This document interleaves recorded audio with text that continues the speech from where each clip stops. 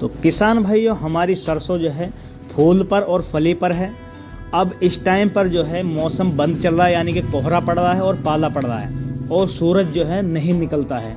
तो उसकी वजह से जो क्या होता है, सरसों पर फंगस अटैक कर देती है और हमारी सरसों के पौधे पर जो है फंगस आ जाती है, जिसके द्वारा हमारी सरसों का उत्पादन कम हो जाता है या बिल्कुल ही ख़त्म हो जाता है। तो किसान भाइयों, हमें इस समय पर कौन कौन सी स्प्रे लगानी चाहिए, किन किन दवाइयों की स्प्रे लगानी चाहिए, जिसके द्वारा हमारी सरसों की फंगस जो है जो लगी हुई है वो रुक जाए, आगे ना बढ़े। अगर नहीं लगी हुई है तो हमारे खेत में जो है सरसों पर वो फंगस अटैक ना करे। तो आज हम आपको इसी वीडियो में बताएंगे। तो किसान भाइयों, उससे पहले आप हमारे चैनल को सब्सक्राइब कर लें और बेल आइकन को प्रेस कर लें। तो किसान भाइयों, सबसे पहले बात करते हैं कि हमारे सरसों के पौधे पर कहाँ पर ज़्यादातर फंगस अटैक करती है।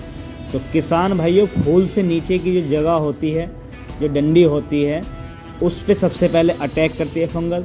फिर दूसरा जो होता है वो जड़ से ऊपर जो तना होता है, जहाँ से गुद्धियाँ चालू होती हैं, वहाँ पर अटैक ज़्यादा करती है फंगस, यानी कि वो सफ़ेद पड़कर काला पड़ने लगता है, जिसके द्वारा हमारा पूरा पौधा ही मुड़कर टूट जाता है।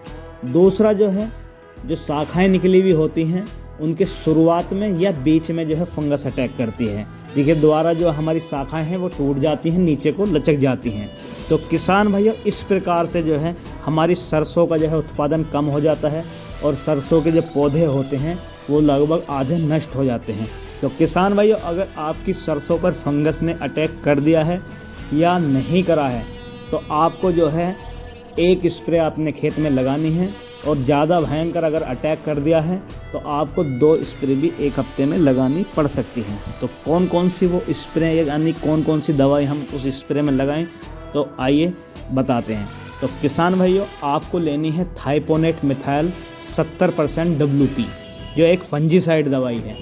तो आपको जो है इस दवाई को लेना है 50 ग्राम टेंगी के हिसाब से। और दूसरा, इसके साथ आपको एक इंसेक्टिसाइड लेना है, यानी कि थायोमेथोक्सम FS लिक्विड वाला होना चाहिए, 30% जो आता है, उसे आपको जो है 10 ml पर टंकी के हिसाब से लेना है। तीसरा, आप जो है कोई भी अच्छा टॉनिक इनके साथ लगा सकते हैं, जो हमारी फली को जो है फुलाए और फूल को जो है अच्छे तरीके से रोको रखे। तो इन तीनों दवाइयों का आपको घोल बनाना है, और एक सिलिकॉन स्टिकर आता है, उसको जो है आपको 10 ml टंकी का या जो है 5 ml टंकी का डालना है, और इस प्रकार से अपने खेत में जो है छिड़काव करना है। और छिड़काव करते समय आपको ये ध्यान देना होगा, जिस टाइम आप छिड़काव कर रहे हैं उस टाइम पर ओस ना हो और बारिश ना हो, यानी कि बारिश का मौसम ना हो। तो आप कोशिश ये करें कि आप जो है लगभग 12 बजे दिन में स्प्रे लगाएं। तो किसान भाइयों, इस तरीके से अगर आप अपने खेत में इन दवाइयों का स्प्रे करते हैं और आपके खेत में ख़तरनाक जो है फंगस लगी हुई है, तो वहीं की वहीं रुक जाएगी। और अगर नहीं लगी हुई है तो जो है आपके खेत में फंगस नहीं आएगी। तो इस प्रकार से अगर ज़्यादा फंगस लगी हुई है तो हफ्ते में आप दूसरा स्प्रे भी कर सकते हैं इन्हीं दवाइयों का, यानी कि 7 या 8 दिन बाद। तो किसान भाइयों, आपको ध्यान ये देना होगा कि आपका खेत जो है हल्का सिलाबी पर हो, बिल्कुल सूखा ना हो जब आप अपना खेत में स्प्रे करें।